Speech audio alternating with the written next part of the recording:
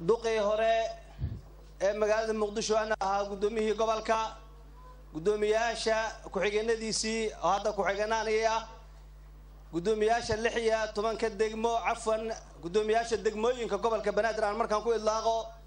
taliyaha ciidanka asluubta Soomaaliyeed saraakiisha kale ee halkaan joogaan ee ka tirsan ciidamada qalabka sida culamaa u diinka Soomaaliyeed ee halkaan fadhiya duubabka iyo odayaasha dhaqanka Soomaaliyeed ee xafladan ka qayb galaya haweenka iyo ururadooda heer qaran iyo heer gobol bahda saxaafadda barbaarta gaashaaman iyo fanaaniinta dhammaan sidaad halkaan u fadhidaanba mudanayaal iyo marwooyin waxaan idinku salaamayaa salaanta islaamka assalaamu calaykum waraxmatullaahi tacaala wabarakaatuh salaam kadib ilaahay subxaanahu wa tacaala ayaa ku mahadle suura geliyay inay dhacdo xafladan xil wareejinta ah sidoo kale ka soo qayb galayaasha iyo dhammaan akhyaartii qabanqaabisay oo uu hogaaminayay maamulkii hore ee gobolka iyaguna waa mahadsan yihiin intaas kadib mudane wasiir aad iyo aad ayaan ugu faraxsanahay xilka culus ee uu magacaabay madaxweynaha jamhuuriyadda federaalka Soomaaliya Professor Xasan Sheekh Maxamuud waxaana ballan qaadayaa inaan si wanaagsan uga soo bixi doono waajibaadka adag ee isugaya isla markaana waxaan dareemayaa culayska mas'uuliyadeed ee uu leeyahay xilka noocan oo kale ah anigoo Allah ka baryay subxaanahu wa ta'ala inuu ila garab galo hay'adaha dawladda madaxda qaranka iyo guud ahaan shacabka Soomaaliyeed gaar ahaan bulsho weynta ku dhaqan magaalo madaxda dalkeena ee Muqdisho waxaan ka codsanayaa inay igu taageeraan igu garab istaagaan sidii mas'uuliyadan culus ee la ii dhiibay anigu soo dhalaali lahaa anigoo alla ka rajeynaya in aan meel wanaagsan gaarsiino aniga iyo tiimkii la shaqay doonaba Muqdisho oo sanadihii la soo dhaafay diris la ahayd dhibaatooyin fara badan waxaan u mahad celinayaa madaxweynaha jamhuuriyadda federaalka Soomaaliya sidoo kale waxaan halkaan uga mahad celinayaa wasiirka arrimaha gudaha iyo federaalka iyo dhammaan saaxiibada kale ee tala ka geystay intuba mudane wasiir mudanayaal iyo marwooyin waxaan ku faraxsanahay in aan meel eber ah ka bilaabi doonin shaqada xafiiska la ii magacaabay waxaan cadaynayaa isla markaana bogaadinayaa hawshii adkeed iyo horumarkii wacnaa ee uu magaaladan gaarsiiyay maamulkii iga horeeyay ee uu hogaaminayay saaxiibkay walaalkay mudane maxamuud axmed nuur tarsan iyo tiimka la shaqeeyay wayna mahadsan yihiin waxaan saamisanahay in inta dhiman ay aad iyo aad uga badan tahay waxaan noo qabsoomay annaga oo ka duulayna bilowga wanaagsan ee aan hadda haysano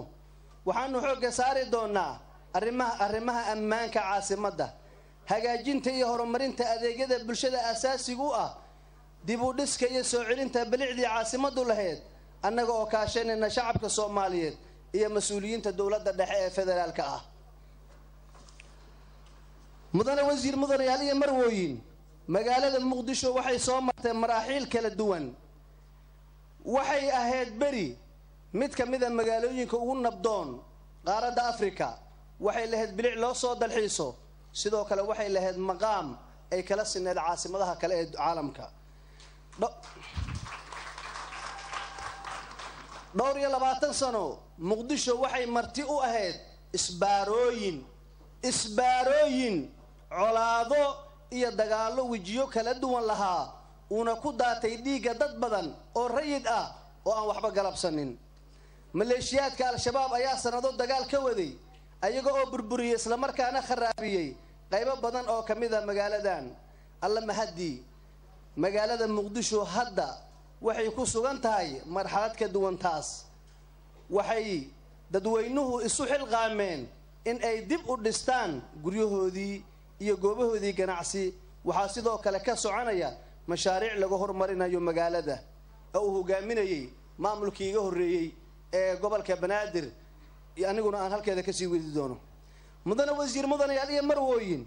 bulshada Soomaaliyeed ee ku nool magaalada Muqdisho waxay u baahan tahay nabadgelyo buuxdo inay ku noolaadaan horumar la taaban karo in ay gaaraan adeeg bulsho oo ay dadku helaan cadaalad iyo sinaan oo ay dareemaan haddaba si himilooyinkaas loo gaaro waxaanu qaadi doonaa talaabooyinka soo socdo number 1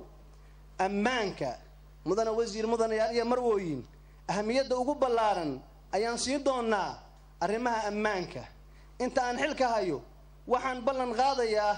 in aan wax badan ka qaban doono arrimaha ammaanka magaalada Muqdisho oo ah meesha ugu muhiimsan guud ahaan wadanka waa muraayadii dalka haddii la xasiliyo dalka wuxuu noqonayaa nabad haddii ay dhibaato ka jirtana dalka ayay dhibaatadaasi saameynaysaa sida aan ka baranay dhowrkii sano ee dawlad la'aanta lagu jiray waxaan xoojin doonaa mashruuca dirisaynta bulshada xamar oo isku xiraya bulshada si ay qayb uga qaataan nabadda iyo dib u dhiska caasimadda waxaan hagaajin doonaa isla markaana si wanaagsan u shaqo gelin doonaa ciidamada booliiska gobolka iyo nabad sugidda gobolka Banaadir kuwaasoo hawlo joogto ah oo ammaanka lagu xaqiijinayo ka fulin doono goob kasta oo ka tirsan magaalada madaxda dalka ee Muqdisho laakiin hawlgallo target leh oo tilmaamo leh oo hebel oo xogtiisa la helay beegsanayo annaga oo taakulayn joogto ah iyo dhiirigelin la garab istaagi doono ciidamada si ay ugu guuleystaan waajibaadkooda sidoo kale waxaan hay'adahaasi kula xisaabtami doonaa ammaanka caasimadda iyo inay hawshoodii u qabteen sida laga rabay waxaan ballan qaadayaa in aan ku bixiyo amniga caasimadda qaybta ugu muhiimsan ee miisaaniyadda gobolka Banaadir sidoo kale maamulku wuxuu waqti ku bixin doonaa in muwaadiniintu ay helaan cadaalad isagoo oo la shaqaynaya hay'adaha garsoorka ku shaqada leh annagoo aanan ku xadgudbi doonin madax bannaanida garsoorka haddana waxaan taageeri doonaa sidii gobolku u heli lahaa hay'ado garsoor oo awood leh si hufanna u shaqeeya si aan u xaqiijinno in bulshada ku dhaqan caasimadda dalka ay helaan cadaalad dhab ah muwaadin kasta ee ku sugan magaalada Muqdisho wuxuu noqon doonaa hadduu alla idmo mid aan wax baqdin ah ka qabin in naftiisa maalkiisa ama sharafkiisa la waxyeeleeyo ayadoo magaaladu ay noqon doonto insha Allah taala mid ka caagan kooxaha dhagar qabayaasha ah ee dhibaatada ku haya shacbiga Soomaaliyeed ee ku dhaqan caasimadda dalka maamulku gobolku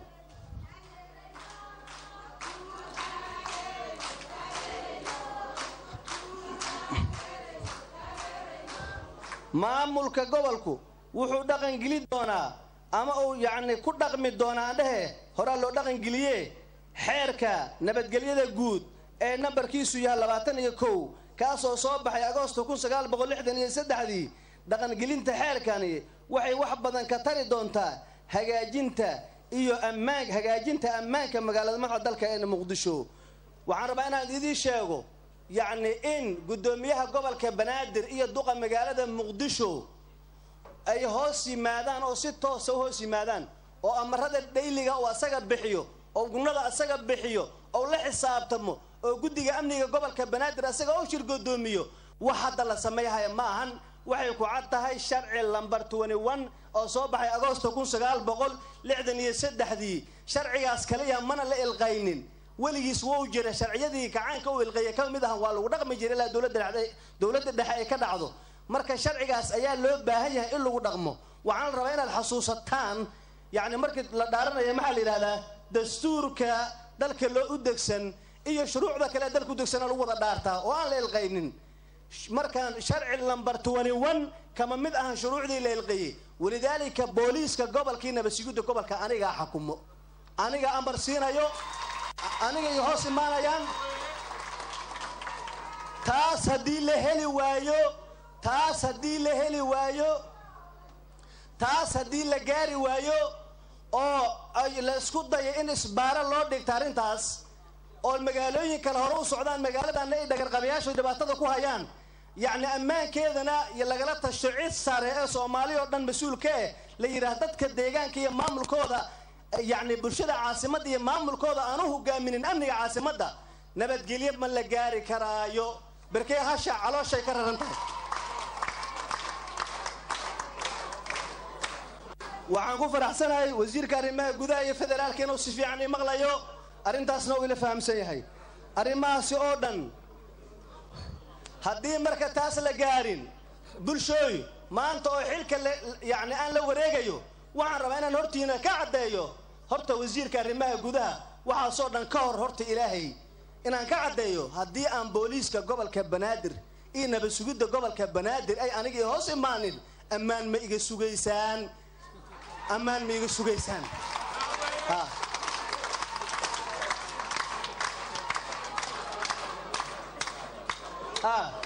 يعني إلا أنا هو وحنوب هي أمانكم جماعة آلية اللي وفريوا بهاي السلطة بالمسؤولية هدادي تراد الأمان إنها سكتار ربطان محانكو سوغا مو قام يقوع عنا نقنا هو قام يقوع عنا وحلوقوا هاي ربع الله المصادق هاي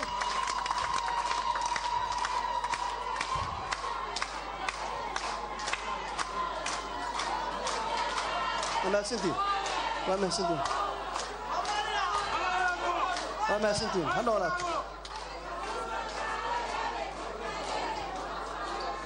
وعلى ذكر بأمريكان بلشدة إنها فكرة داس غاضتان مدح الدولة الدحي أول وزير كنا مغلاينا أتكبر شركة رئيسان إن شروع ذا شرع النمبر 21 لو كان سموه لو دقمو محاجرة ده هدي أن تاسلهلين وعلى إرادة قاعدة يا جرتده يسو السلطة بالمسؤولية السلطة باور مسؤولية دا صارت وانا باور ليهاي أمان سوق دالي ترادو ساك عدة أنفريو أون أمان كان سمي لها سوق أن ليها واته وهذا يجدي دوائنا عقابي كرو وانا الحلقة كقاضي كرو وانا كنا كجري كرو وانا تنسك جود كوعلي كرو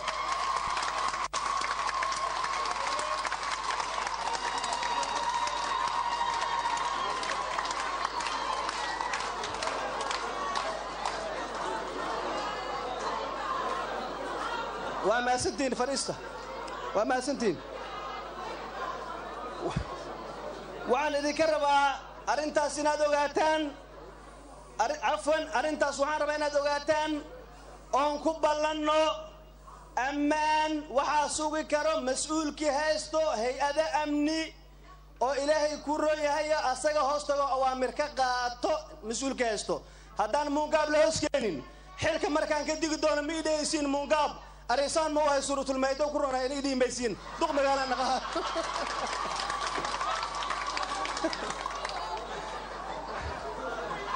وعن ربنا هلك كعدايو وعن ربنا هلك كعدايو arrimaha si oo dhan oo aan halkaas ku soo sheegay ma ahan mid oo muungaab sidoo raba ka yeelayo system dawli aan ku socoynaa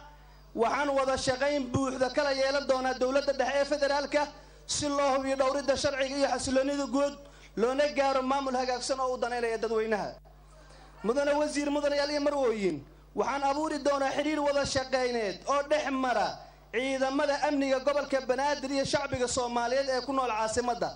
taas oo loo marayo daacadnimo kasbasho shacab waxaan doonayaa inaan dhiirigeliyo jawi isfaham oo dhex mara bulshada degan magaaladan iyo hay'adaha ammaanka talaabadaasi waxay suurto geli doontaa in kooxaha dhagarqabayaasha ah iyo kuwa naba ammaanka diidani aysan ku dhex dhuuman shacabka Soomaaliyeed oo aysan gabaad ka dhiganin bulshada sidoo kale waxaan la shaqay doonaa علماء الدين كصوماليات هيئة علماء الدين كصوماليات أيها الله شقي دونا howlgeli doonaa taakulay doonaa sidoo kale duubabka dhaqanka ururada haweenka gobolka banaadir kuba qaran intuba waa la shaqayn doonaa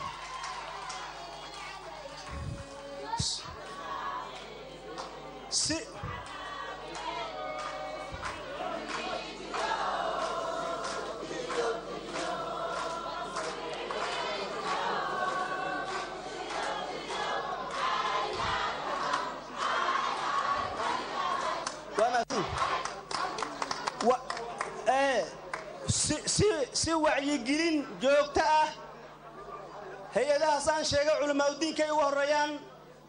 ayaan la shaqayn doonaa si wacyigelin joogto ah ay ugu sameeyaan bulshaweynta ku dhaqan magaalo madaxda dalkeenna maxaa yeele waxaa jiro dad Soomaaliyeed oo laga yaabo in fikir khaldani oo ku saabsan diinta ay ku shubeen kooxaha argagixisada ah waxaan abuuri doonaa barnaamijyo wacyigelineed oo lagu baahiyo caasimadda iyadoo loo marayo warbaahinta masaajidda iyo goobaha ay bulshada ku kulmaan sida garoomada horumarinta adeegga bulshada ayaa nambarka labaad noo ah dowladda hoose ee xamar maamulka dowladda hoose ee xamar isaga oo kaashanaya dowladda dhexe shacbiga Soomaaliyeed iyo hay'adaha samafalka wuxuu ka shaqayn doonaa hagaajinta iyo horumarinta adeegyada bulshada asaasiga u ah waxaan wax ka qaban doonaa nadaafadda caasimadda Muqdisho caafimaadka waxbarashada iyo soo celinta bilicda caasimaddu lahayd waxaan la shaqayn doonaa hay'adaha caalamiga ah iyo kuwa maxalliga ah ee ka shaqaynaya horumarinta iyo dib u dhiska caasimadda iyo gargaarsiinta dadka Soomaaliyeed ee ku nool magaalada Muqdisho marna ma ogolaan doono in shuruud shakhsi ama laaluush lagu xiro cid kasta oo wax u qabanaysa dadka Soomaaliyeed ee ku dhaqan caasimadda Muqdisho ma dhici doonto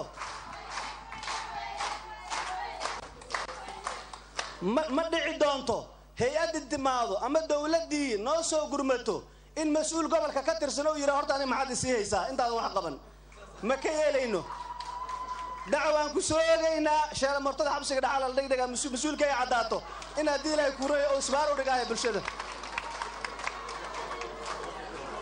ani naftirkayga haddaan baas arko isbedel halay soo dacweeyo hay'adaha qaranka joogan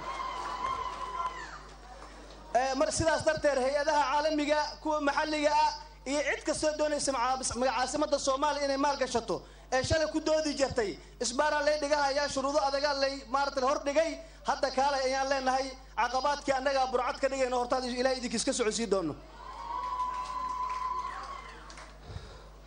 maamulku wuxuu daryeel nololeed u fidin doonaa dadka barakacayaasha ah ee ku nool magaalada Muqdisho wuxuuna u raadin doonaa ilaalin xagga nafta iyo maalka iyo sharafkaba iyo in dib loogu celiyo yani goobihi ay ka soo barakaceen musuqmaasuqa mudane wasiir mudane marwooyin waxaan ka shaqayn doonaa inta aan xafiiska joogo sida loo cirib tiri lahaa musuqmaasuqa ma aqbali doono in hantida shacbiga Soomaaliyeed loo adeegsado dana gaar ah ama lagu tagrifalo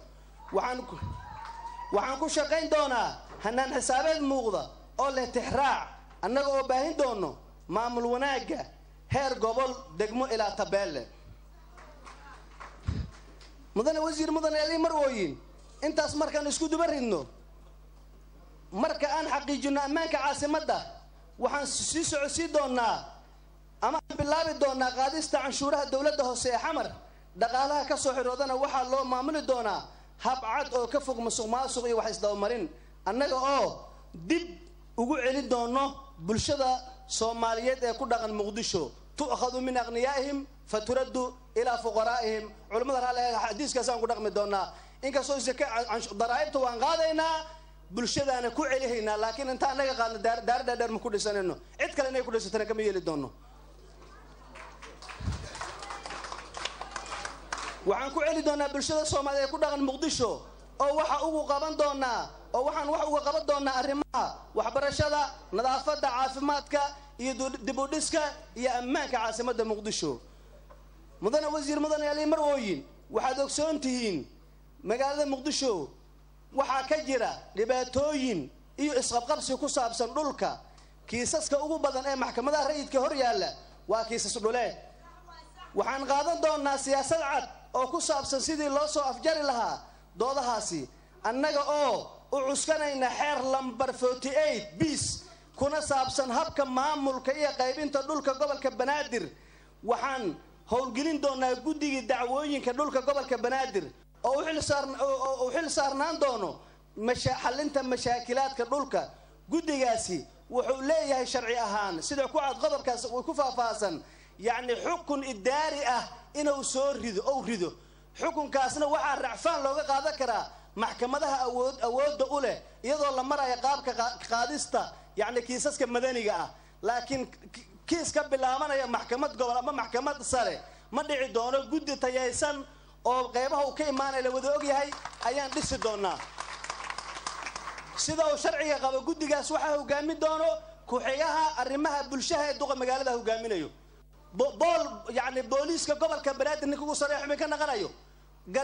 قرصورة وحق وزارة العدالة عن إسكا كاشين لو كان ما دونا مكان غنايو وحي كاشكر أمريكا قوية نجو مترو إنجنيرو قد جالس وحوك وقعد يا شرعي قاس مثل بابية مان قد جالس دعوة كست قد جالس قبل أمانة إسا دبلت قوانك وقارعدا قناع سنين يا رحفان محكمة وغادا كرتو لكن إن البخرة اللي يسوى بلا ما أقبل الدون هدي لا يرادو أنت أن حلك هاينو ما أقبل الدون إن مواد صومالية حق لغة هستو قرقي سامها أنت أولي هاي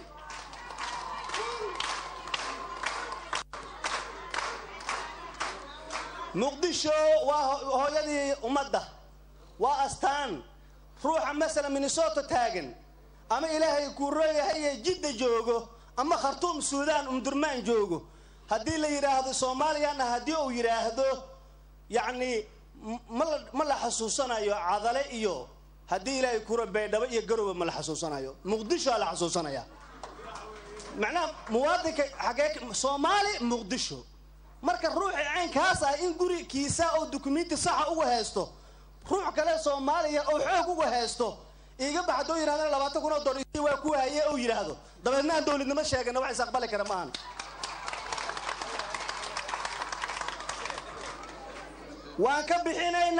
وانكبحيننا تيندا ودسينا أحمد داعي وتجينا وعلينا حرضة رجتو ما بس بعد تو تيندا نوغدس شبغلان كسوق هذا ناسي عروتيسا تيندا راسان وشوي ناسي حقوق لسان كانوا قبسن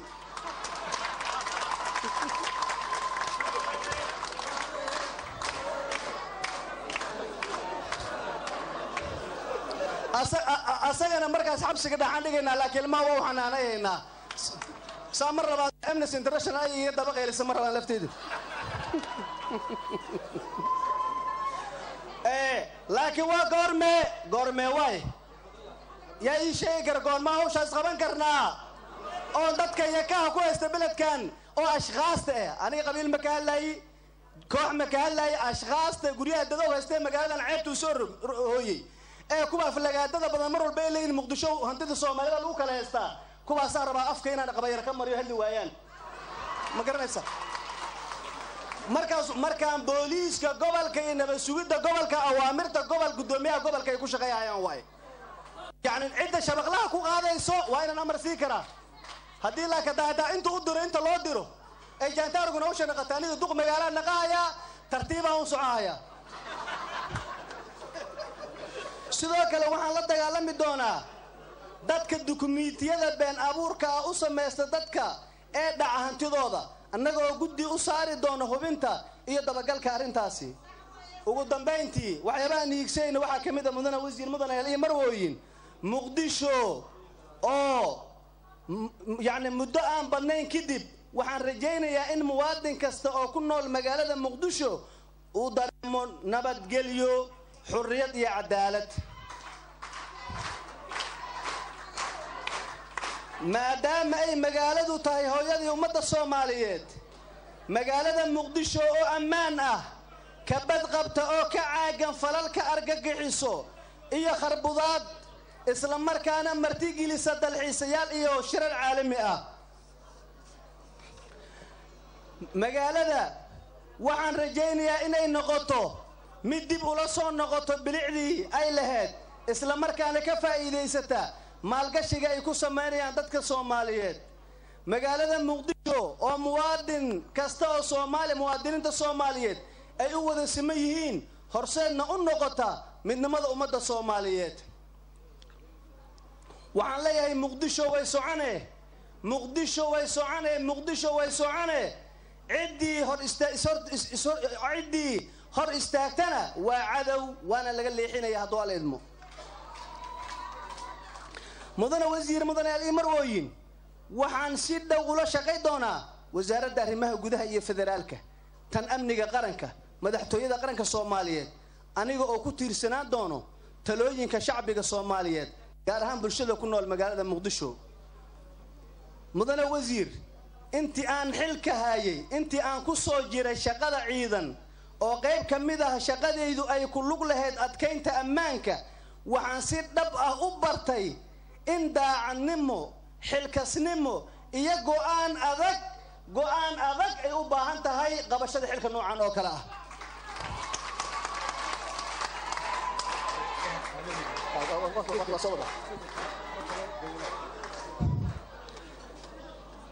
waxaan doonayaa inaan qaado go'aano adag oo ku wajahan ammaanka sida loo sugi lahaa waxaan rajaynayaa dhankiina markaan leenahay dhankiina wasiirka arrimaha gudaha waa wasaaradda arrimaha gudaha waa hamsatul wasliga nagu xili lahayd dowladda dhexe waxaan ka rajaynayaa inaad nagu garab istaagtiin wax alla wixii fududeeyaya gudashada waajibaadkeena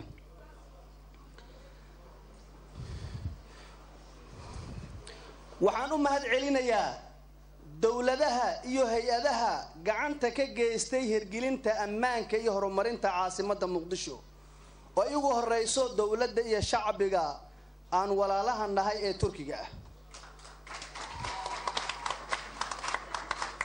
oo kaalin lama ilaabaan ah ka geystay dib u dhiska iyo horumarinta caasimadda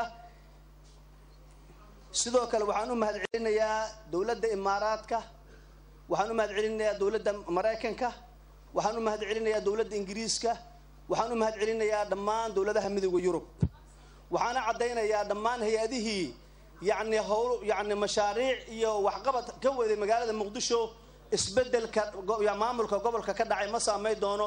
bal waa sii fududaheena hawlahooda waana soo dhaweeyna waana dhiirigelinaynaa kaalinta naga aadana waa ka qaadan doonaa insha Allah taala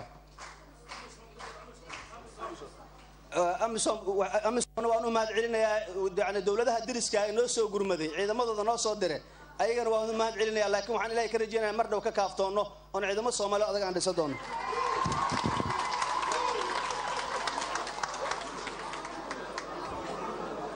waxaan mar kale u mahad celinayaa madaxweynaha jamhuuriyadda federaalka Soomaaliya mudane Xasan Sheekh Maxamuud oo xilkan culus ii magacaabay iyo dhammaan dadkii igu taageeray ama talo ku lahaa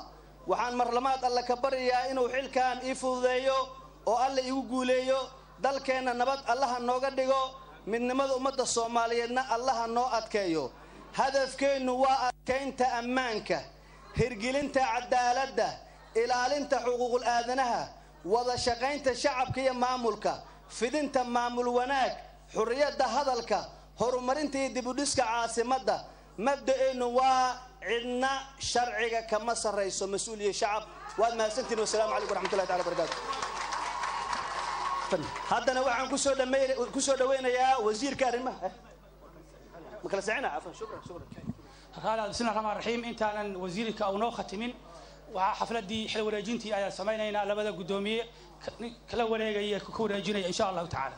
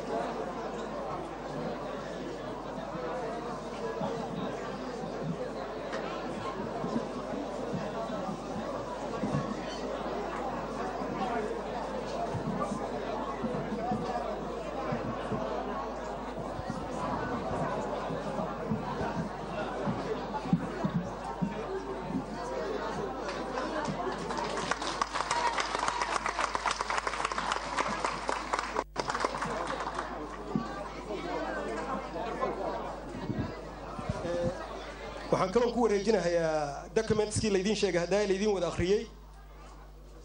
asagoo English asagoo Soomaali ah sharciga Muqdisho ugu horeeya hindisaha dhismaha maamulka degmooyinka gobolka Banaadir isbedelka aan rabno gobolka in lagu sameeyo oo departmentadiisa isbedelka la rabo in lagu sameeyo miisaaniyadda gobolka Banaadir 2014ka business planka 2013-2016 business planka aan ka rabno 5 sano strategic planka oo u dhaxeeya 2013-2016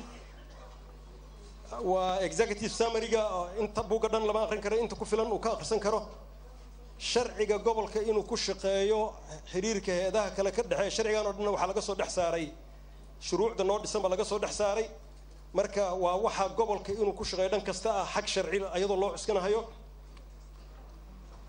hanaan sharciyeedka kumeel gaarka ah waa asagoo Soomaali ah kii aan hadda ku dhiibay warbixinta xil wareejinta kuwana waa Soomaali Soomaa miisaaniyadii gobolka waa sax isla ayakii ayadoo English ayadoo Soomaali marka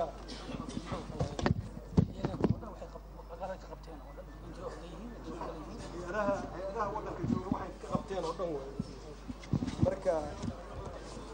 gudoomiyaha laga qaado xukunkii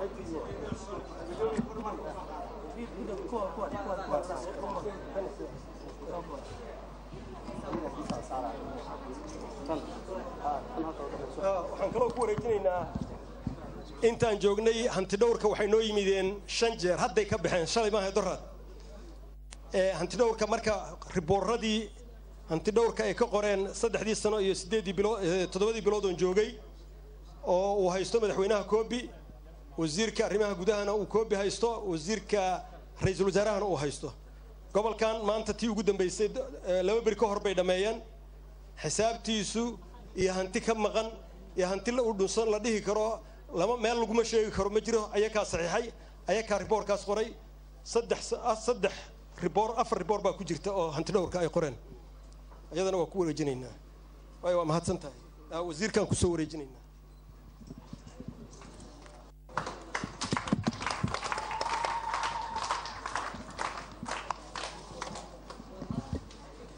بسم الله الرحمن الرحيم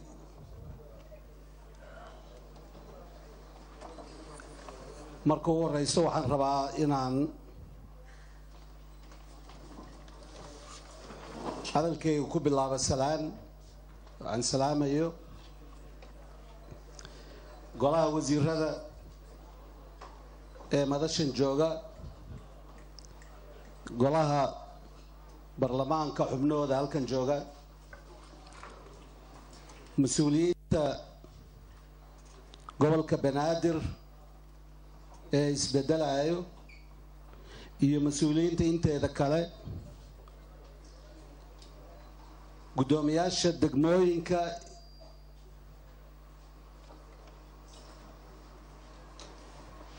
مسؤولين تعيدا كقلب كالسدا odayaasha dhaqanka iyo culamaa diinka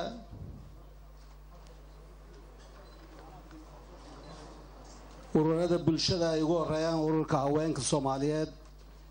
iyo ururka dhalinyarada halkan jooga uqaasha iyo waxgaradka iyo shaqaalaha madashan quruxda badan iskugu yimid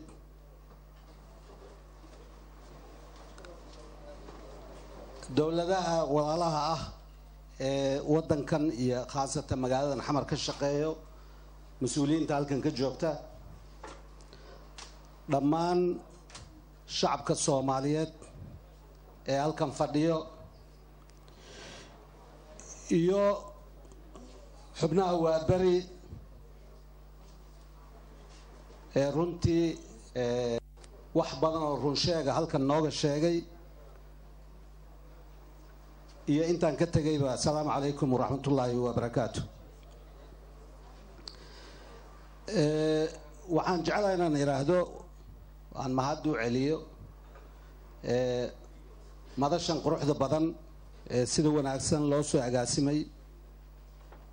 iyo shaqaalihii soo diyaariyey xilwareejintan runtii taariikhiga ee kulley anigu inta aan mas-uuliyad dowladeed hayay laga soo bilaabo 72 ilaa hadda aanan arkin xilwareejin sidaa loo soo diyaariyey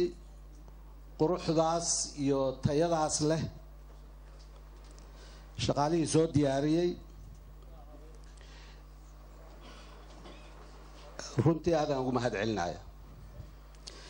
shacabka reer banaadir ee halkan yimid inay markhaati ka noqdaan wiilashooda isku bedelaya xilka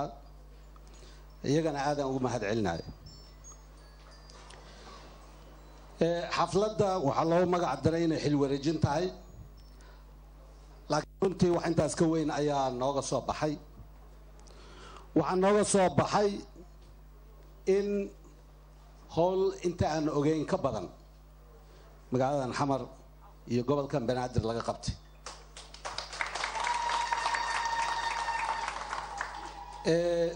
gudoomiye tarsan waa isla soo koray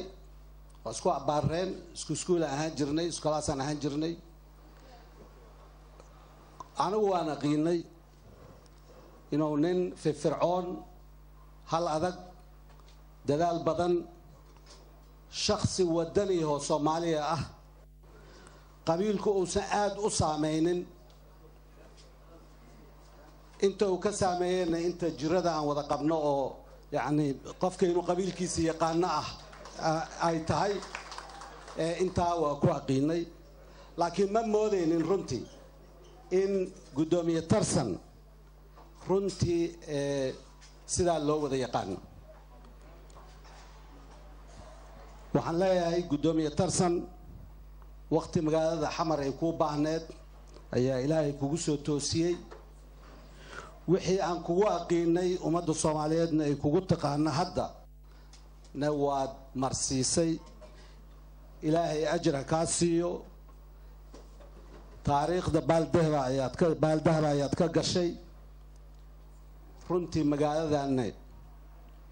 iftiin baa u bidhaamisay aad baan u mahadsan tahay ilaahay ajra ka siiyo هورا لو يري ترسن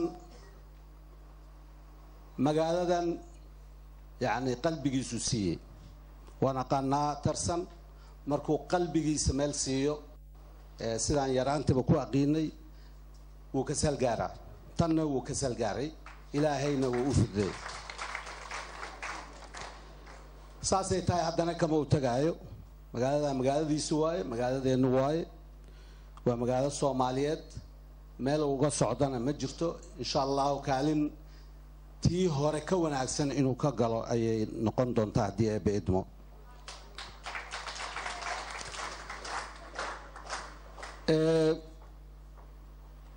munaasabadan waxaan ka baranay inaan wax ka fahamno gudoomiyaheena cusub oo runtii ay ku fiicneed haddaan la kaftamo in uusan waraaq wax nooga akhrin inta uusan waraaqda ka akhrin ayuu fiicnaa markuu waraaqda akhrinaayay war la soo qoray oo akhriyay oo yani wax walba ka ilaaliyay ayuu noo sheegay laakiin haddaa u fiirsateen inta uusan waraaqda ka akhrin ayaa ugu macno wadnaad intuu sheegay waxaan rabaa marka haddaan meeshaas joogo inaan wax yar shacabka Soomaaliyeed iyo mas'uuliyiinta gobolka Banaadir aan u iftiimiyo arrintaas oo ah siyaasadda xukuumadda Soomaaliyeed ee ku wajahan gobolkan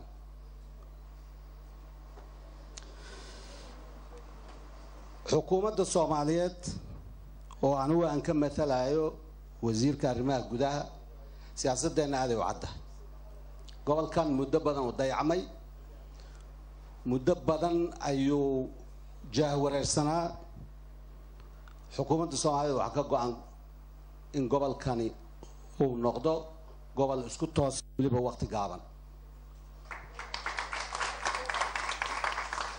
isbeddello badan ayaa xukuumadda ay go'aansatay. mid ka mida waa midda walaalkay Mungaab guddoomiyaha uu ka dhawaajiyey oo ah mas-uuliyadda guddoomiyaha gobolka ahna maayarka magaalada. mas-uuliyadda amniga iyo hay-adaha amniga heer gobol iyo heer degmo waxay toos u hoos tagayaan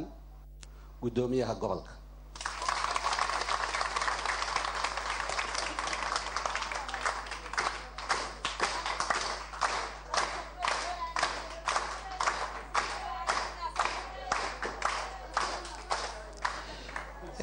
mas-uuliyiinta waddanka u sarreysa ee uu hogaaminayo madaxweynaha dalka iyo prime ministerka, labada wasiir ee amniga iyo arrimaha gudaha iyo golaha wasiirada intooda kaleba waxay go'aansadeen in isbeddelku noocaas uu noqdo.